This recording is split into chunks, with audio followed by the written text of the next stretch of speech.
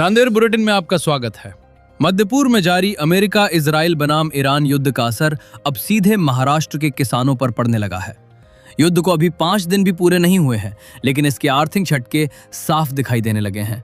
महाराष्ट्र के नासिक जिले से एक बड़ी खबर सामने आ रही है। यहाँ करीब 5400 टन प्याज खराब होने का खतरा मंडरा रहा है। ये प्याज आमतौर पर महाराष्ट्र से अरब देशों में निर्यात की जाती है, लेकिन मौजूदा अंतर्राष्ट्रीय हालात और परिवहन में आई बाधाओं के कारण इसका निर्यात रुक गया है। जानकारी के मुताबिक बड़ी मात्रा में प्याज गोदामों और बंदरगाहों पर फंसी हुई है। समय पर निर्यात नहीं होने की वजह से अब इसके खराब होने की आशंका बढ़ गई है। अगर जल्द ही निर्यात शुरू नहीं हुआ तो किसानों और व्यापारियों को करोड़ों रुपए का नुकसान उठाना पड़ सकता है।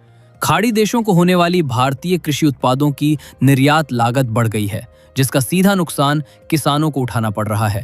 ट्रांसपोर्ट व्यवस्था प्रभावित होने के कारण एक्सपोर्ट के लिए तैयार माल कंटेनरों में ही पड़ा हुआ है और कई कंटेनर बंदरगाहों पर फंसे हुए हैं। सांगली में अंगूर के किसान गंभीर संकट का सामना कर रहे हैं। मुंबई बंदरगाह पर करीब 300 कंटेनर खड़े हैं, जबकि सांगली के कोल्ड स्टोरेज में 350 कंटेनर अंगूर रखे हुए हैं। इसके अलावा लगभग 700 कंटेनर भरने जितनी फसल अभी भी बागों में मौजूद है। करीब 15,000 टन अंगूर की खाड़ी देशों को निर्यात रुक गई है, जिससे अनुमानित 200 करोड़ रुपए का नुकसान हो चुका है। सोलापुर जिले में भी रूस और यूरोप को भेजे जाने वाले 400 टन से ज्यादा अंगूर कोल्ड स्टोरेज में पड़े हुए हैं। जलगांव जिले के 100 से ज्यादा केले के कंटेनर JNPT बंदरगाह पर फंसे हुए हैं। रमजान के महीने में रोजाना 10 से 12 कंटेनर केले खाड़ी देशों में भेजे जाते थे, लेकिन युद्ध के कारण यह सिलसिला पूरी तरह रुक गया है।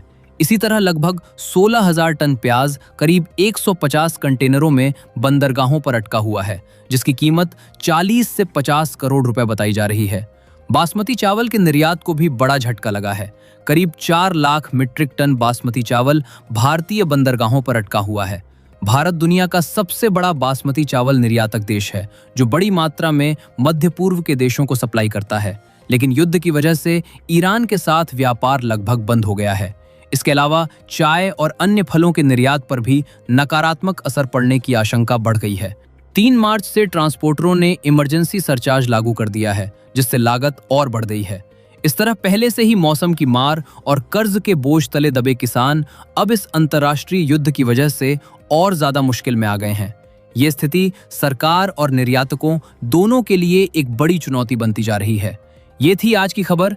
ताजा अपडेट के लिए जुड़े रहिए। नांदेड़ बुलेटिन को सब्सक्राइब करें। जय हिंद।